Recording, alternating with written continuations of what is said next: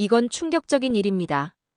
우리는 일본 문명의 근원이 한국이라는 사실을 들어본 적이 있습니다. 그러나 어떤 점이 그런가? 하고 물어보면 단편적인 부분만 말할 수 있습니다. 그런데 50년 만에 밝혀진 영국학자의 체계적인 연구로 해결점을 찾게 되었습니다. 이 사실에 기존 관계자들은 놀라움을 감추지 못했는데요. 도대체 그의 어떤 연구가 사람들로 하여금 탄성을 자아내게 했을까요? 그 충격적인 이야기 시작해 보겠습니다. 그 전에 잠시 2초만요. 구독, 좋아요, 알림 설정은 영상 제작에 큰 힘이 됩니다. 일본은 스스로를 천년 문화국이라 부릅니다. 그러나 한 영국 학자는 이렇게 말했습니다. 그 문화의 대부분은 한반도에서 왔다. 섬나라의 찬란한 전통 속에 우리 땅에서 건너간 기술과 사상, 예술이 깊게 스며 있었습니다. 그러나 놀랍게도 우리는 그 사실을 거의 알지 못합니다. 역사는 기록하는 자의 것이었습니다. 그리고 우리는 너무 오랫동안 우리의 이야기를 남의 목소리로 들어왔습니다. 이제 잊힌 기록의 먼지를 털고 진짜 이야기를 시작할 시간입니다. 50년 전 영국 런던 대학교에서 한 동양사 연구자가 조용히 펜을 들었습니다. 그의 이름은 켄 가디너. 런던대 박사 학위를 받은 그는 서구학자들 가운데 처음으로 삼국시대의 역사를 체계적으로 정리한 인물로 평가받습니다. 50년 동안 묻혀있던 그의 연구를 이제 살펴보려고 합니다. 대표 저서 한국의 고대사. 그는 이 책에서 일본, 중국, 한국의 사료를 치밀하게 비교하며 고대 한일 관계를 새롭게 해석했습니다. 그 연구는 단순한 역사 복원이 아니었습니다. 일본 문화의 깊은 뿌리 속에 한반도의 숨결이 살아있다는 사실을 서구 세계에 처음으로 명확히 알린 시도였습니다. 서기 552년 일본 서기에 기록된 한 장면. 백제 성왕은 외국, 즉 일본의 킨메이 천황에게 사절단을 파견했습니다. 그들이 전한 것은 높이 16척의 금동 불상 한 구, 부처의 말씀을 새긴 사리함과 대장경이었습니다. 불상은 백제 장인들이 주조한 것으로 오늘날 나라현의 쇼토쿠 태자 전시관에 남아있는 금동 불상과 유사한 양식을 지녔습니다. 경전은 목간에 기록된 불교 용어와 함께 전해져 일본 최초의 사찰, 아스카데라 건립의 불씨가 되었습니다. 일본 서기는 이날을 이렇게 전합니다. 천황이 불상과 경전을 받자 대신들이 이를 둘러싸고 서로 다른 의견을 내었다. 어떤 이는 이것은 신령한 법이니 공경이 받들어야 한다 하였고, 어떤 이는 우리 신들이 노할까 두렵다 하였다. 그러나 결국 불상은 궁정에 봉안되었고, 그 순간 일본의 종교, 미술, 건축은 새로운 궤도를 걷기 시작했습니다.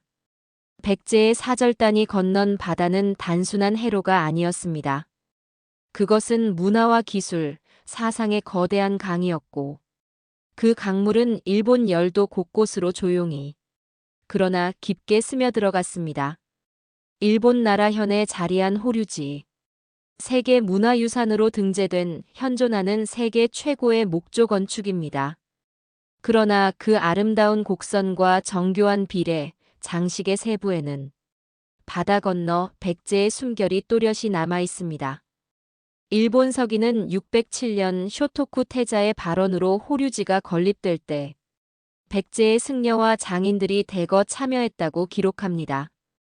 부여 왕흥사와 익산 미륵사에서 볼 수 있는 기둥 간격, 지붕의 반곡 곡률, 단청의 채색 기법까지 거의 동일합니다. 실제로 호류지 금당 벽화는 백제계 화풍으로 분류되며 그 채색 안료와 제작 방식은 부여 능살리 사지 벽화와 일치합니다. 목재 결구 방식 또한 한반도 남부 전통의 장부 맞춤 구조가 그대로 적용되어 있습니다. 기둥을 세우는 손길, 기와를 올리는 호흡, 붓끝에 물든 단청의 빛. 그것은 단순한 기술 전달이 아니라 백제 장인의 미학이 일본 땅 위에 새겨진 순간이었습니다. 오늘날 일본이 자부하는 호류지의 건축미. 그 설계도와 호는 분명 한반도에서 건너온 것이었습니다. 일본 황실의 오래된 족보, 일본 서기와 속일본기를 펼치면 낯익은 이름들이 등장합니다. 바로 백제 왕족 출신의 왕비들입니다. 의복은 백제 양식입니다. 5세기 후반 백제 비유왕의 딸이 외국의 유라쿠 천황에게 시집갔습니다. 그녀는 일본 궁정에 백제식 복식과 의례를 전했고 후에 황후로 기록되었습니다. 6세기에는 성왕의 동생인 사택씨가 일본 황족과 혼인했고 7세기에는 무령왕인 여성들이 일본 왕실로 건너갔습니다. 일본 서기는 이들 백제 왕비가 일본 황위를 이은 자녀들을 낳았다고 기록합니다. 혼례 행렬에는 백제 비단과 금장식, 청동거울이 사용되었습니다. 일본 인덕 천황릉의 청동거울과 무령 왕릉의 청동거울이 일치하는 것을 확인할 수 있습니다. 이 혼인은 단순한 외교 수단이 아니라 정치적 동맹과 문화 전파의 직통로였습니다. 일본 황실의 혈통 속에는 분명히 한반도의 피와 숨결이 깊이 흐르고 있었습니다. 고대 일본이 국가의 기틀을 세워가던 5에서 6세기, 일본 서기와 고사기에는 바다 건너 백제와 신라에서 온 장인과 기술자들의 기록이 자주 등장합니다. 461년 백제에서 건너간 철공 장인 타테마로는 일본에서 철제 무기와 농기구 제작을 전수했습니다. 가디너는 이런 장인 이주를 단순한 노동력 이동이 아니라 국가 간 전략적 기술 이전으로 보았습니다. 다시 말하면 군사산업 기술이 직접 전해졌다는 이야기입니다. 나라현 와카쿠사 고분군에서 출토된 철제 유물은 백제 유물과 동일한 제작 기법을 보여줍니다. 관계 기술도 한반도에서 전해졌습니다. 6세기 후반 백제 기술자들이 규슈와 아스카 지역에 대규모 저수지와 수로를 건설했고 지금도 백제못이라는 이름으로 남아 있습니다. 행정제도인 관등제 역시 603년 쇼토쿠 태자에 의해 도입되었는데 이는 백제와 신라의 관리 등급 체계를 본떠 만든 것이었습니다. 배 위에 실린 것은 단순한 쇠붙이나 설계도가 아니었습니다. 수십 년간 축적된 경험과 체계적인 기술, 그리고 국가 운영의 노하우였습니다. 일본 고대 사회의 정치, 군사, 농경을 한 단계 끌어올린 숨은 동력. 그 출발점은 분명 우리 민족이었습니다. 일본 나라현 호류지 금당에 모셔진 약사열애상. 그 단아한 얼굴선, 은은한 미소, 옷주름의 흐름은 백제 능산리 절터에서 출토된 금동 관음보살상과 놀라울 만큼 닮아 있습니다. 연꽃 좌대의 조각 패턴은 부여 왕흥사 금당터에서 발견된 석조 연화대와 동일합니다. 일본 서기는 7세기 초 백제에서 건너온 조각승과 장인들이 쇼토쿠 태자의 발언으로 불상을 제작했다고 기록합니다.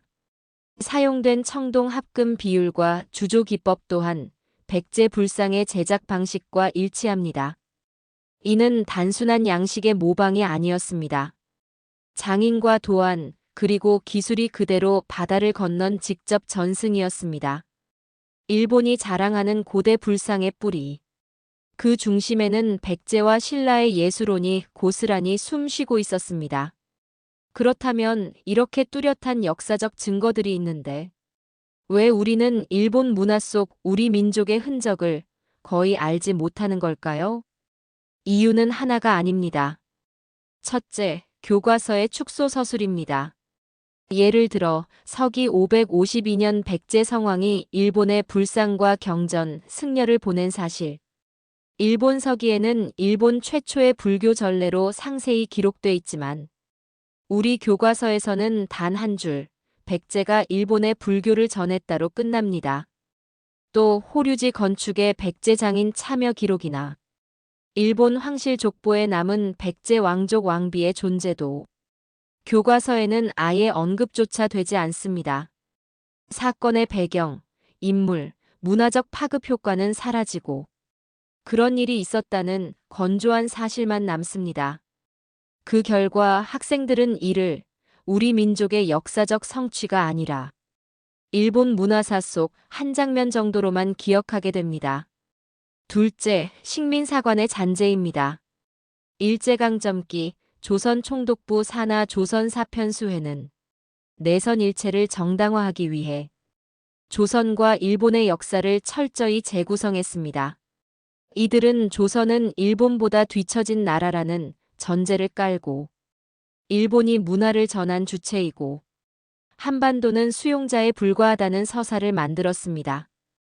예를 들어 일본 서기에 명확히 기록된 백제의 불교 전례조차 총독부 발간 역사서에서는 불교가 한반도를 거쳐 일본에 들어왔다라는 모호한 표현으로 축소되었습니다.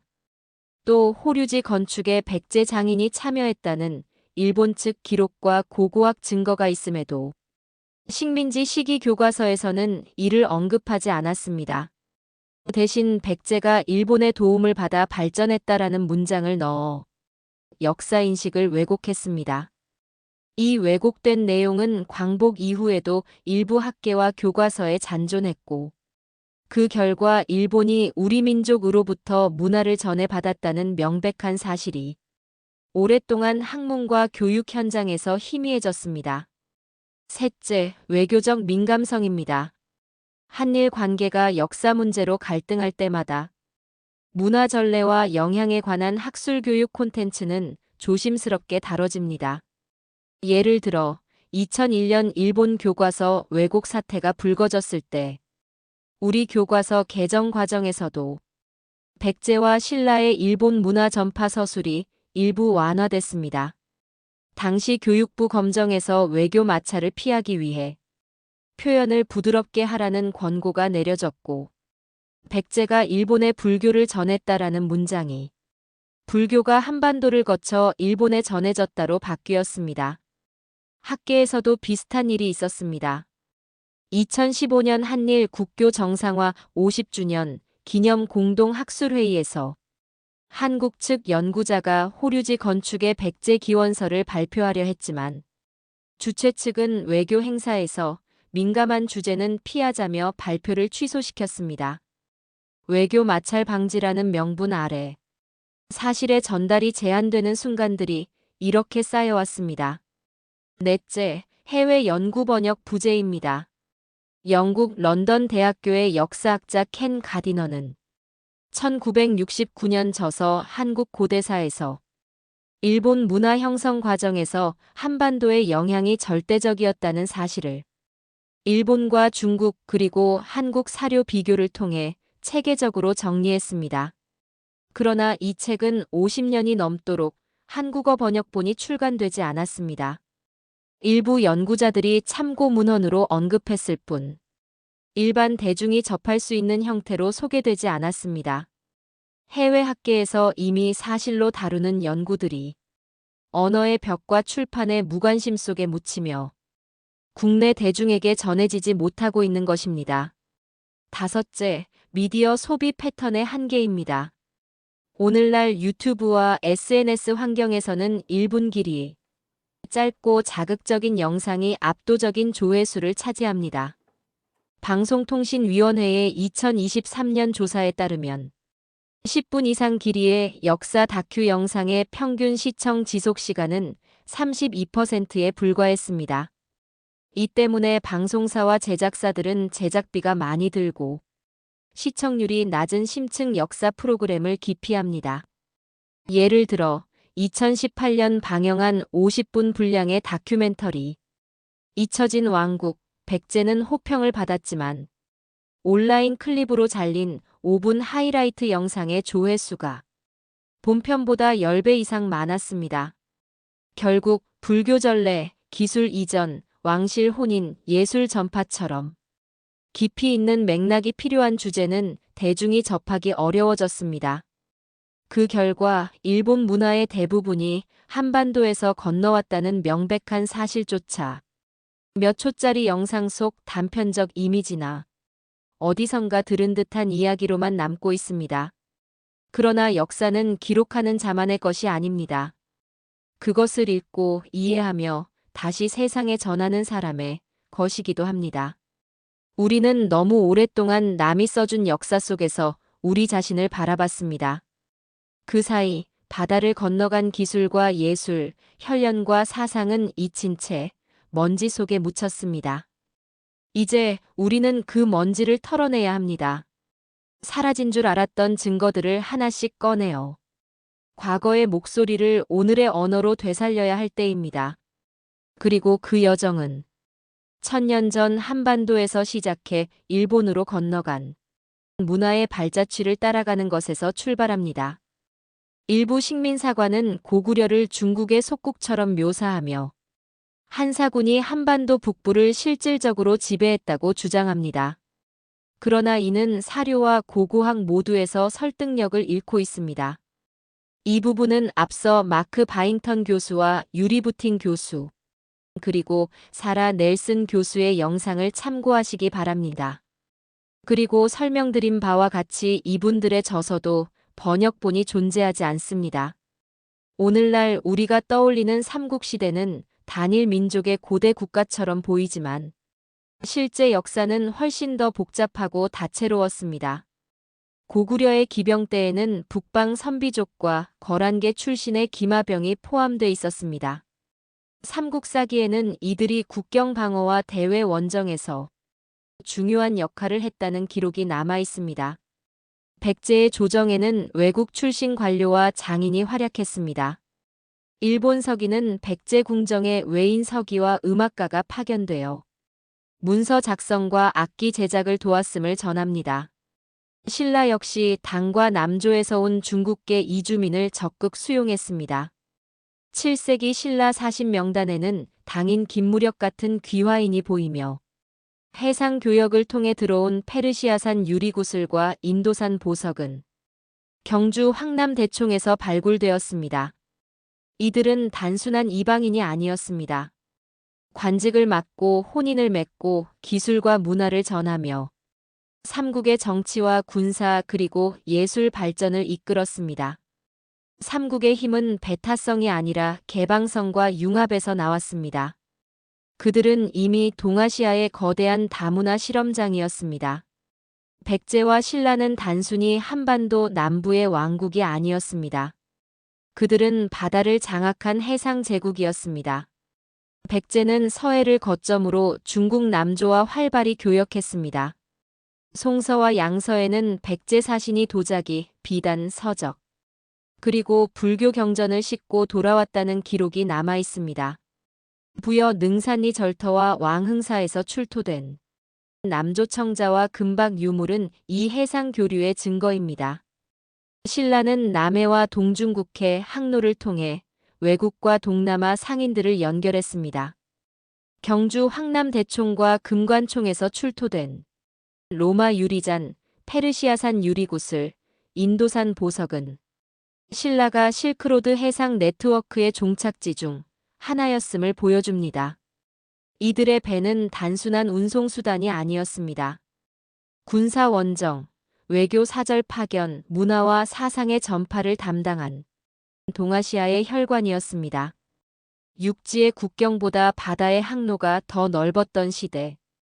백제와 신라는 무역과 외교, 그리고 문화의 바다를 지배한 진정한 해상 강국이었습니다. 1000년 전 한반도와 일본은 단순히 바다를 사이에 둔 이웃이 아니었습니다. 우리는 일본의 스승이자 문명의 설계자였습니다. 백제의 사절단이 불상과 경전을 건넸고 장인들이 사찰과 궁전을 세웠으며 기술자들이 철기 제작과 관계법, 국가 제도를 전했습니다. 왕실의 혼인은 혈연으로 두 나라를 묶었고 예술과 미학은 국경을 넘어섰습니다. 그러나 세월이 흐르며 이 사실은 희미해졌습니다. 교과서에는 몇 줄의 기록만 남았고 식민사관은 우리의 역사를 왜곡하며 뒤처진 나라라는 굴레를 씌웠습니다. 외교적 민감성은 진실을 말하는 목소리를 낮추었고 해외 학자의 연구는 번역되지 못한 채 서가 속에 잠들었습니다. 그리고 이 침묵을 깬 것은 놀랍게도 한 서양 학자였습니다. 영국 런던대 역사학자 켄 가디너. 그는 일본, 중국, 한국의 사료를 집요하게 대조하며 일본 문화의 절반이 한반도에서 비롯되었다는 사실을 서구 학계에 선명히 새겼습니다. 역사는 기록하는 자의 것이지만 진실은 아무리 덮어도 사라지지 않습니다.